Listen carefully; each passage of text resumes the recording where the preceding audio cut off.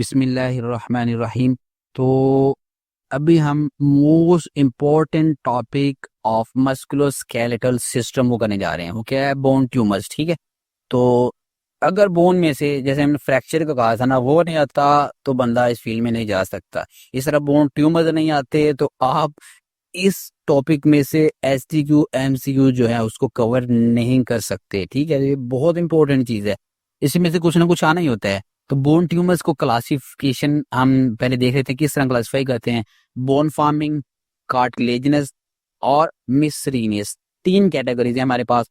तो क्यों bone cartilage, ये दोनों ही क्या है? ये बोन का पार्ट होते हैं। तो उसके बाद बोन फार्मिंग में आगे हम मजीद इनको दो दो तरह डिवाइड करते हैं, बिनाइन एंड मेलिग्नेंट। हमेशा ट्यूमर्स को हम इस तरह ही देखते हैं। ठीक है। तो हम पीछे जनरल पैथोलॉजी में भी देख के आए हैं। ठीक है, जो नियोप्लेजिया वाला चैप्टर था थर्ड ईयर में आपने देखा, उसमें बिनाइन ट्यूमर का क्या बताते हैं, किस तरह हमेशा उसकी पहचान क्या होती है। नाम में क्या आता है? ओमा, एंड पे ओमा, ओस्टियोमा, ओस्टियोइड ओस्टियोमा, ओस्टियोब्लास्टोमा। ठीक है, ओमा एंड पे आ रहा है। यानी मेलिग्नेंट है, उसके साथ सार्कोमा अगर हम लगा दें। ठीक है, तो प्राइमरी एंड सेकेंडरी ओस्टियोसार्कोमा। देन हमारे पास कार्टिलेजिनस यानी कार्टिलेज फॉर्मिंग, उसमें बिनाइन है। कार्टिलेज को कोंड्र से, ठीक है, कोंड्रोमा, कोंड्र से कोंड्रोमा। ओस्टियोकोंड्रोमा ये बोन भी है और कार्टिलेज भी है। ठीक है, ई कोंड्रोमा देन आ गया हमारे पास, ये बिनाइन है। देन मेलिग्नेंट में साथ सार्कोमा लगा देना है हमने, कोंड्रो सार्कोमा। उसके बाद मिसलीनियस, वो हमारा जाइंट सेल ट्यूमर है, और एविंग सार्कोमा। ठीक है, तो इसकी क्लासिफिकेशन ये भी एससीक्यू में आ जाती है, और आई थिंक ये हमारे टाइम में आई थी। ठीक है, तो ये सबसे पहले कोई भी चीज है उसको आपको क्लासिफाई करना आना चाहिए। वो इम्पोर्टेंट है नहीं है कोई बात नहीं। ठीक है, अब हम जो मोस्ट इम्पोर्टेंट इनमें से ट्यूमर इतने हैं, तो उनमें से जो हमने करने हैं वो देख लेते हैं। वो ओस्टियोसार्कोमा है और एविंग सार्कोमा है। ठीक है, तो ये हमने थोड़े इसे क्या कर दिया है, प्रोमिनेंट कर दिया है। पहले इसकी लोकेशन भी बहुत इंपॉर्टेंट है कि कौन किस पार्ट को इन्वॉल्व करते हैं। पहले हमें नॉर्मल पता होना चाहिए कि बोन के पार्ट कौन कौन से हैं। सबसे ऊपर वाला पार्ट हमारे पास, ठीक है, बोन के बिल्कुल एंड, वो एपिफाइसिस, उसके नीचे मेटाफाइसिस होता है। ठीक है, और दरमियान वाला पार्ट हमारे पास डायाफाइसिस। ठीक है, तो ये आपको पता होना चाहिए। ठीक है, ताकि अगर कोई आके कंप्लेन करता है यहाँ पे उसे कुछ फीड हो रहा है, तो आपको पता होना चाहिए किस जगह पे हो रहा है। ठीक है, देन हम देखते हैं एपिफाइसिस में कौन से tumour, giant cell tumour and osteoma, ये एपिफाइसिस में आपको मिलेंगे। ठीक है, तो देन हमारे पास आ जाता है मेटाफाइसिस। मेटाफाइसिस में हमें ओ से शुरू होने वाले हमेशा, और ये दो वर्ड्स का अमरकब होगा, ओस्टियोइड ओस्टियोमा, ओस्टियो सार्कोमा, ओस्टियो कोंड्रोमा, दो दो वर्ड से मिलके बना है। तो ये सारे मेटाफाइसिस में इस तरह के आएंगे। ठीक है, ओ से बनने वाले। देन हमारे पास है डायफाइसिस, इसमें एविंग सार्कोमा, ये डायफाइसिस में अकेला ही शेर है, डायफाइसिस में ये आपको मिलता है। ठीक है, तो अभी इसको हमने याद किस तरह करना है, तो ये आपसे ना एमसीक्यू पूछ सकते हैं, यानी लोकेशन दे के वहां पे ग्रोथ है तो ये कौन सा ट्यूमर है। ठीक है, या ट्यूमर दे के पूछ सकते हैं किस लोकेशन में पाया जाता है। अब इसका जो निमोनिक्स है एजिटेट एमओ विद ड्यू। ठीक है, ड्यू से एमओ जो है वो एजिटेट है। एजिटेट को हम ई से यहाँ पे शुरू करें, वैसे ए से होता है। ठीक है, ई से आपका एपिफाइसिस, और जिटेट उसमें जी से जाइंट सेल ट्यूमर। ठीक है, देन एमओ, एम से हम मेटाफाइसिस करेंगे, और ओ से वही हमारे तीन जो ट्यूमर है, ओस्टियोइड ओस्टियोमा, ओस्टियोसार्कोमा, ओस्टियोकोंड्रोमा। देन ड्यू में डी से डायफाइसिस, और ई डब्ल्यू से एविंग सार्कोमा। ठीक है, तो ये आपने इसकी लोकेशन जो है बहुत अच्छे से याद कर लेनी है। So let's open the curtain. ठीक है, तो ये जो आपको चीज कराने जा रहा हूं ना, most important topic of musculoskeletal system. ठीक है, बोन में ट्यूमर्स में से हमेशा ऐसी क्यों आता है, तो उसमें से आना ही आना है। ठीक है, चार टॉपिक हैं, दो ट्यूमर्स में से हैं और दो आपके जॉइंट में से आ जाते हैं। ठीक है, तो सबसे पहले हम जनरल फीचर्स देखते हैं। उसमें ना कुछ चीजें आपने हमेशा याद रखनी होती हैं जब भी किसी चीज को डायग्नोज करना होता है। एक तो ये एक, उसमें अब देखना है कि जेंडर कौन सी है, फिर एज। ठीक है, एज के लिहाज से कोई पेशेंट आ रहा है आपके पास किसी कंप्लेन, तो आपने सबसे पहले जेंडर देखनी है, फिर एज देखनी है। ठीक है, तो अब इसमें आपको एज क्या है कि 20 से कम नजर आ रही है, 20 से कम ही होगी। उसके बाद ये आपको कबूतर नजर आ रहा है। ठीक है, कबूतर जा जा जा, कबूतर जा जा जा, ये ओल्ड एक ना मूवीज का, इंडियन मूवीज का गाना है, ठीक है, तो 90s का है, तो मे भी किसी ने सुना हो। तो ये पिजन आपको ये शो कर रहा है कि इसका पेजेट डिजीज के साथ कोई ना कोई रिलेशन है। मोस्टली ये अगर आपको मोस्टली यंग एज में है ना, अगर ओल्ड एज में किसी में मिले तो इसका रिलेशन पेजेट डिजीज के साथ होगा, ठीक है, ये आपने याद रखना है, मोस्ट इंपोर्टेंट एमसीक्यू है ये। उसके बाद ये प्लस के साइन आपको उसकी तरह की बैंडेज नजर आ रही है, ठीक है, रेड रेड सी। तो ये नी जॉइंट पे भी देखें तो ये बैंडेज जो है शो कर रही है कि ट्यूमर आपको किन किन लोकेशन पे मिलता है। तो most commonly involve sites around the knee, फिर उसके बाद अराउंड द हिप, हिप पे आपको नजर आ रहा है, फिर अराउंड द शोल्डर, शोल्डर पे आपको ये निशान नजर आ रहा है, उसके बाद अराउंड द जा, ठीक है। ये 4 लोकेशन इसी तरह है, नीचे से ऊपर की तरफ जाए, मोस्ट कॉमन नी है, फिर हिप है, फिर शोल्डर है, फिर आपके अराउंड द जा है, ठीक है। तो ये लोकेशंस आपने इसकी याद रखनी है। उसके बाद ये कौन से एरिया को इन्वॉल्व करता है। अब ये इसने बोन जो हाथ में पकड़ी हुई इसके डिस्टल एंड पे आपको मिल रहा है, ठीक है, distal end of the bones जहां पे मेटाफाइसिस मोस्ट की होती है, ठीक है। एपिफाइसिस बिल्कुल कॉर्नर पे, उसके बाद मेटाफाइसिस होती हैं, तो मेटाफाइसिस में आपको मिलेगा। ये 3 चीजें आपने याद रखनी है। उसके बाद एक्सरे फाइंडिंग, एक्सरे अगर हम देखेंगे तो हमें क्या क्या चीज नजर आएगी। सबसे पहले ये आप देखें, जो इसने हाथ में बोन पकड़ी है, ये एंड पे, डिस्टल एंड पे जो आपको ना कि पत्थर सा नजर आ रहा है, ये ट्यूमर है, ट्यूमर को शो कर रहा है। अब ये देखें इसके इर्द गिर्द आपको व्हाइट सी लाइन नजर आ रही है, ठीक है, तो ये शो करिए पेरियोस्टियम को, व्हाइट लाइन।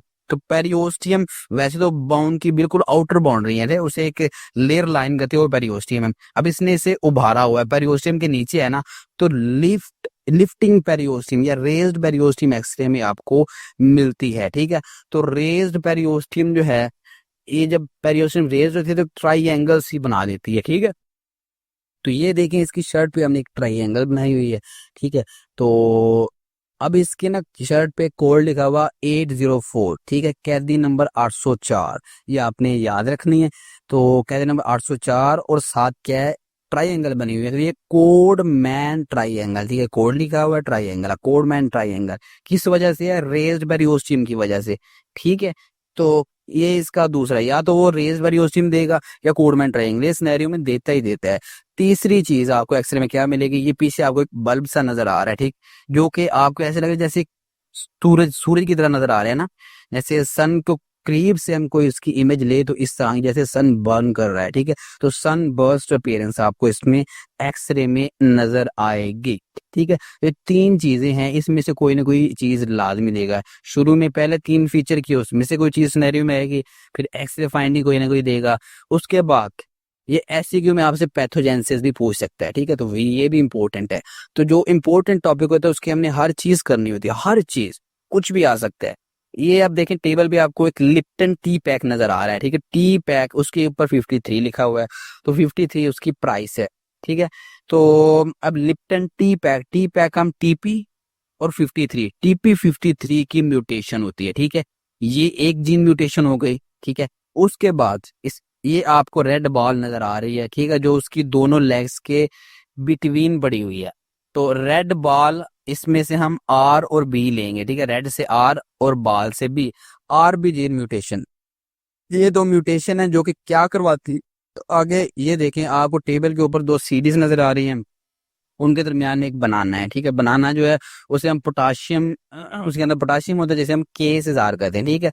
तो 2 सीडीज हैं और के है हमारे पास, यानी सीडी के 4 सीडी के 4 जो है, जब ये 2 जीन आर और टीपी 53 म्यूटेशन आती है तो सीडी के 4 के लेवल्स बढ़ जाते हैं, ठीक है, जो कि रेगुलेटर है किसका, सेल ग्रोथ का, ठीक है।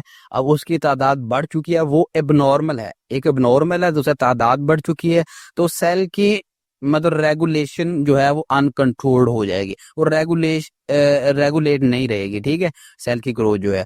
तो इसलिए आपके पास जो है वो ट्यूमर बनता है। उसके बाद ये 2 सीडीज हैं, दोनों भी आपको कुछ लिखा हुआ नजर आ जाएगा मैडम, ठीक है। तो ये मैडम की इसमें वीडियोज हैं, ठीक है, लेक्चर्स हैं जो मैडम पढ़ाती है, कौन सी मैडम है ये आपको पता होगा, ठीक है। तो मैडम से दोनों सीरीज भी लिखा है, यानी MDM हम लेंगे, कैपिटल जो लिखे हुए हैं, ठीक है। तो MDM2 उसके लेवल भी बढ़ जाते हैं, ये भी क्या है, ये रेगुलेटर है सेल ग्रोथ का, ठीक है। तो ये 2 रेगुलेटर्स की आप कह लें आपके पास तादाद बढ़ जाती है, नंबर बढ़ जाते हैं, ठीक है। तो 2 जीन में म्यूटेशन है और दो आगे आपके पास जो है चीजें बढ़ चुकी हैं। उसके बाद हम मॉर्फोलॉजी की तरफ जाते हैं, ठीक है, जो कि मोस्ट इंपॉर्टेंट चीज है। ये पूछते हैं हम ग्रॉस देखते हैं सबसे पहले। अब आप देखें, ये जो इसने हाथ में बोन पकड़ी हुई है डिस्टल एंड पे, आपको जो ट्यूमर नजर आ रहा है ये एक पत्थर है, ठीक है, पत्थर की तरह का है, तो मीन हार्ड होगा ये। उसने एक किताब में लिखा हुआ है ग्रिटी अपीयरेंस, ग्रिटी का मतलब ही हार्ड ही है, ठीक है, देखने में ही हमें ऐसे लगा जैसे बहुत हार्ड है, ठीक है। तो ग्रिटी अपीयरेंस, और कलर इसका आपको ग्रे ग्रे सा नजर आ रहा है, और साइड पे जो पेरियोस्टियम लाइन की है वो वाइट वाइट कर रही है, ठीक है, तो मीन ग्रे वाइट कलर ये आपको नजर आएगा। तो ग्रॉस में ये चीजें आपने बतानी होती है। मजीद आपको क्या चीज नजर आ रही है, ये रेड रेड सा एरिया नजर आ रहा है ना इस पत्थर के ऊपर, इस स्टोन के ऊपर, तो ये हैमरेज को शो कर रहा है। रेड जहां पे भी होता है हैमरेज को शो करता है, ब्लड ऊज आउट हुआ है यानी हैमरेज हुआ है, तो आपको वहां पे ग्रॉस में रेड एरिया नजर आएगा। देन हमारे पास इसकी राइट फीमर देखें, इसके ऊपर आपको ये एक सिस्ट सी नजर आ रहा है, ब्लू ब्लू सी, ठीक है, तो इसके दरमियान में एक ब्लैक एरिया आपको सेंट्रल नजर आ रहा है, तो वो ब्लैक एरिया हमेशा नेक्रोसिस को शो करता है, ठीक है। तो ये आप क्या कहेंगे, cystic degeneration, necrosis degeneration same ही चीज है, ठीक है, सिस्टिक डीजनरेशन। तो ये 3 से 4 चीजें जो हमने देखी, 3 चीजें देखी ग्रॉस में, ठीक है, तो ये आपने ऐसे इन्यूमरेट करनी है। ग्रॉस की आपने अलग हेडिंग देनी होती है, माइक्रोस्कोपिक की अलग, ठीक है। तो अब हम चले से इन्यूमरेट कर देते हैं। Hard mass with grey white colour है, हैमरेज है, सिस्टिक डीजनरेशन है, ये आपको ग्रॉस में मिलेगा। ठीक है, देन हम जाते हैं माइक्रोस्कोपिक फीचर्स की तरफ, ठीक है। तो माइक्रोस्कोपिक में सबसे पहले ये कोडमैन ट्राइंगल जो है उसके अंदर देखें, उसकी शर्ट पे आपको एक येलो येलो सी ट्राइंगल नजर आ रही है, ठीक है, तो ये सेल को, इंडिविजुअल सेल को शो कर रही है ट्यूमर के, ठीक है। तो ये आपका होता है जाइंट सेल, ठीक है, बिजारी, मतलब इसकी शेप किसी तरह की भी हो सकती है, जाइंट सेल, जाइंट एक बड़े सेल को कहते हैं। इसके सेंटर में आपको एक डार्क सा डॉट नजर आ रहा है जो कि क्या किसको शो कर रहा है, न्यूक्लियाई को शो, न्यूक्लियस को शो कर रहा है, ठीक है।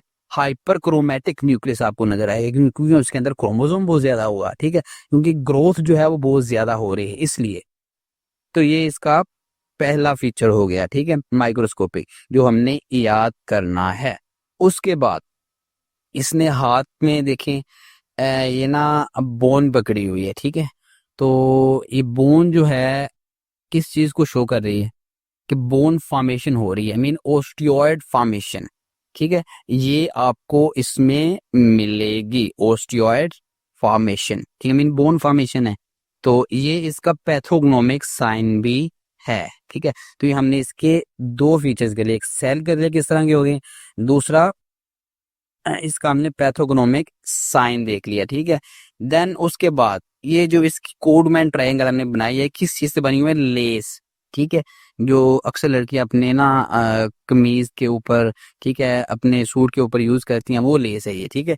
तो लेस लाइक पैटर्न, ठीक है, वो आपको इसके माइक्रोस्कोपिक स्लाइड में मिलेगा, लेस लाइक पैटर्न, ठीक है। तो ये ट्राइंगल से आपने याद रखना कि इस चीज की हमने बनाई हुई है लेस की, तो लेस लाइक पैटर्न आपको मिलेगा। ये हमने तीसरा फीचर कर लिया। उसके बाद ये बोन देखें आपको, ठीक है, इसकी जो फीमर है जो इन्वॉल्व है ये आपको ग्रे ग्रे नजर आ रहा है, बाकी बोन्स जो है इसके हाथ में पकड़ी हुई है या नीचे हम देखें फीबिया, टीबिया और फिबुला वगैरह वो वाइट नजर आ रही है। ये ग्रे इसलिए कि इसमें कार्टिलेज बहुत ज्यादा प्रोड्यूस हो चुका है, ठीक है। अगर मिलिग्रेन कार्टिलेज बढ़ता है, बहुत ज्यादा प्रोड्यूस होता है, ठीक है, तो हम इसका नेम चेंज कर देते हैं, ठीक है। वो क्या कहते हैं, कोंड्रोब्लास्टिक ओस्टियोसार्कोमा। कोंड्रो से मतलब कार्टिलेज होता है, ठीक है, यानी बोन भी प्रोड्यूस हो रही है और हमारे पास कार्टिलेज भी। अब जब इन्यूमरेट करते हैं, बिजारी जाइंट सेल्स आपको मिलेंगे, उनमें हाइपरक्रोमेटिक न्यूक्लियाई होंगे, प्रोडक्शन ऑफ बोन होगी, लेस लाइक पैटर्न मिलेगा और इंक्रीज मिलिग्नेंट कार्टिलेज, ठीक है, ये प्रोड्यूस होगा, जिसकी वजह से हम क्या कहेंगे, इसे कोंड्रोब्लास्टिक ओस्टियोसार्कोमा। तो ये आपका बहुत ही इंपॉर्टेंट टॉपिक है, हर चीज आपको इसकी आनी चाहिए, इच्ची बिच्ची हर चीज आपको आनी चाहिए, ठीक है। तो अभी इसकी ना एक क्लासिफिकेशन रहती है जो कि एमसीक्यू में आई हुई है, ठीक है, तो हम वो क्लासिफिकेशन हम किस तरह, मतलब कितनी वराइटीज में से हम क्लासिफाई कर सकते हैं, एक anatomical, degree of differentiation tumour की, पैथोजेनेसिस, हिस्टोलॉजिकल, ये 4 तरह से हम इसे क्लासिफाई कर सकते हैं, ठीक है। तो लेट्स सी एनाटॉमिकल पोजीशन के लिहाज से ये मेडुलरी है, इंट्रामेडुलरी है या फिर कॉर्टिकल है, ठीक है, किस तरह का है हम उसे लेबल कर देंगे, ठीक है। उसके बाद डिग्री ऑफ डिफरेंशिएशन, ठीक है, कि आया कि आपका ट्यूमर जो है वो वेल डिफरेंशिएटेड है, मॉडरेटली या फिर पुअरली डिफरेंशिएटेड है, ठीक है। तो 3 ही ऊपर 3 ही नीचे, ठीक है। डिग्री ऑफ डिफरेंशिएशन पे भी हमने देख लेते हैं। पैथोजेनेसिस पे आया कि ये प्राइमरी है या फिर सेकेंडरी ओस्टियोसार्कोमा है, ठीक है। प्राइमरी होता है उसी जगह पे कोई चेंज है बोन में, उसी जगह पे, ठीक है। सेकेंडरी किसी और वजह से, ठीक है। हिस्टोलॉजिकल अगर हम आगे देखते हैं, ओस्टियोब्लास्टिक, ठीक है। तो ये अगर आपका बोन बना रहा है ट्यूमर, कॉन्ड्रोब्लास्टिक कार्टिलेज बना रहा है, फाइब्रोब्लास्टिक अगर फाइब्रन प्रोड्यूस कर रहा है, ठीक है। तो या फाइबर्स टिश्यू, फाइब्रन सेम चीज है, ठीक है। ये उस लिहाज से हम हिस्टोलॉजिकल ये 3 तरह से हम इसे क्लासिफाई कर देते हैं, ठीक है। मेजर 4 तरह से हम करते हैं। ओस्टियोमा आगे हम देख लेते हैं, 2 और टॉपिक हैं, ठीक है, उसमें से एमसीक्यू आ सकते हैं। ओस्टियोमा मतलब new pieces of bone on an other bone, ठीक है, कि छोटे से पीसेस आपको बोन के मिल रहे हैं, मोस्टली हेड एंड नेक पे आपको मिलता है, ठीक है। तो अगर हम इसके देखेंगे किस एज में, मिडिल एज में मोस्टली पाया जाता है, ठीक है। और मल्टीपल लीजन्स आपको मिलते हैं, और ये मल्टीपल माइलोमा में मल्टीपल लीजन होते हैं, ठीक है, ये भी आपने याद रखना है। इसलिए mixture of woven and lamellar bone, ठीक है, वो आपको इसमें मिलेंगे। और होता क्या है, लोकल मैकेनिकल और कॉस्मेटिक प्रॉब्लम, मैकेनिकल में प्रेशर इफेक्ट आएंगे, क्योंकि हमारे फेस में ज्यादातर क्या है, साइनसेज हैं, ठीक है। ये किसी भी बोन पे आएगा तो साइनस को ऑब्स्ट्रक्ट करेगा, ठीक है, साइनस ऑब्स्ट्रक्शन। और फेस है तो कॉस्मेटिक प्रॉब्लम जारी बात है वो आएंगी। देन ओस्टियोइड, ओस्टियोमा एंड ओस्टियोब्लास्टोमा, इसके भी फीचर तकरीबन ओस्टियोमा जैसे ही हैं, ठीक है। तो अब ये दोनों आपस में इनके फीचर भी सेम है, थोड़े बहुत डिफरेंशिएटिंग पॉइंट है वो हम देखते हैं।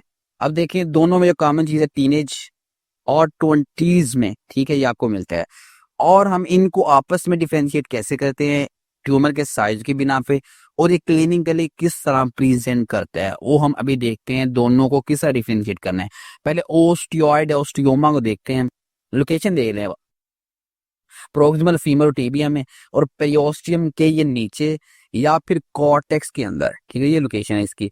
और 2 सेंटीमीटर से छोटा होता है, ठीक है, हमेशा छोटा होगा। और पेन जो है सवेर होती है रात को, लेकिन एस्पिरिन खाने से पेन जो है वो दूर हो जाती है। ये बात आपने याद रखनी है, साइज, लोकेशन और पेन एस्पिरिन से रिलीव। अब ओस्टियोब्लास्टोमा में क्या है, ये वर्टिब्रल कॉलम को इन्वॉल्व करता है, ठीक है, वो क्या करता है, फीमर टीबिया को। अब साइज इसका लार्ज, 2 सेंटीमीटर से हमेशा बड़ा होगा। पेन जो है वो एस्पिरिन से रिलीव नहीं होगा, रात को पेन होगा, ये दोनों का सेम फीचर है, लेकिन ये एस्पिरिन से रिलीव नहीं होएगा, ठीक है। तो ये आपके इसके इसमें से कोई एमसीक्यूज आ सकता है, ठीक है, जो फिर बाकी इंटरनेशनल एग्जाम देते हैं तो उनमें भी इसमें से एमसीक्यूज आ सकता है। Bone tumours are very very very much important, ठीक है, तो ये आपने करने ही करने हैं, अच्छे से करने ही। तो चलिए अब हम इसके डायग्राम्स देखते हैं। सबसे पहले एक्सरे देख लें, ठीक है, एक्सरे की फाइंडिंग्स भी इसमें इंपॉर्टेंट है। ये एरो जिस जगह पे लगी हुई है ना, तो ये शो कर रही है ट्राइंगल बन रही है यहाँ पे, ठीक है। शायद आपको कोई इतने अच्छे इसमें से ट्राइंगल ना बनती हुई नजर आ, लेकिन मैं ड्रा करके दिखा, ये देखिए ना, ये सारा एरिया इसके अंदर थोड़ा ना गहरा सा वाइट सा नजर आ रहा है, ये ट्राइंगल है, ठीक है। रेज्ड यहाँ पे आपको ट्यूमर नजर आ रही है, पेरियोस्टियम को उठाया हुआ है, ठीक है। तो ये आपकी कोडमैन ट्राइंगल एक्सरे पे नजर आ रही है।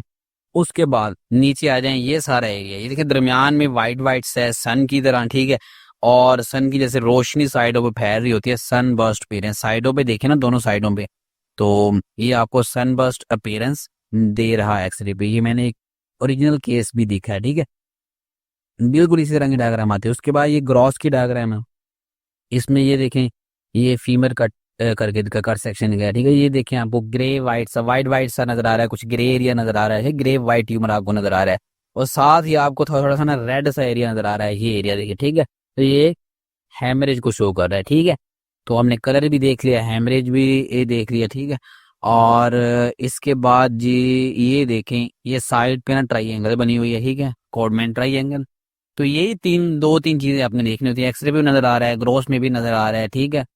तो इसलिए ये देखें आपके पास माइक्रोस्कोपिक डायग्राम दिखाई गई है। तो इसमें ये जहाँ पे एरो लगाई है ना, ये माइटोटिक फिगर शो करें, ये मैंने इसे ना वो भी कर दिया, सर्कल भी कर दिया, ठीक है। माइटोटिक फिगर तेजी से ग्रो कर रहे होता है क्योंकि कैंसर है ना। तो इसके अलावा ये आपको पिंक पिंक सा एरिया, लेस लाइक पैटर्न जो हमने उधर देखा था, ठीक है, पीछे निमोनिक्स में भी देखा है। तो ये लेस लाइक पैटर्न, उसके बाद ये ओस्टियोइड ओस्टियोमा की डायग्राम देख लें। इसमें पिंक पिंक एरिया आपको जो नजर आ रहा है ना, ये वोवन बॉन्ड, ठीक है। तो वोवन बॉन्ड नजर आ रही है, जिन्होंने ट्रेबेकुलाई बनाए हुए हैं, ठीक है, ट्रेबेकुलर वोवन बॉन्ड एरिया नजर आ रहे हैं। और इसके ट्रेबेकुलाई के दरमियान में आपको वेस्कुलर कनेक्टिव टिश्यू, ठीक है, लूज वेस्कुलर कनेक्टिव टिश्यू नजर आ रहा है, या कनेक्टिव टिश्यू भी कह सकते हैं, ठीक है। ये आपको नजर आ रहा है, इसमें आपको सेल जो नजर आ रहे हैं ना बिलू बिलू से, ये है ओस्टियोब्लास्ट। देन एक बड़ा सा सेल ऊपर आपको नजर आ रहा है, ये शो कर रहा है जायंट सेल्स को। तो दैट्स ऑल, ठीक है। ये आपको ओस्टियोइड ओस्टियोमा की डायग्राम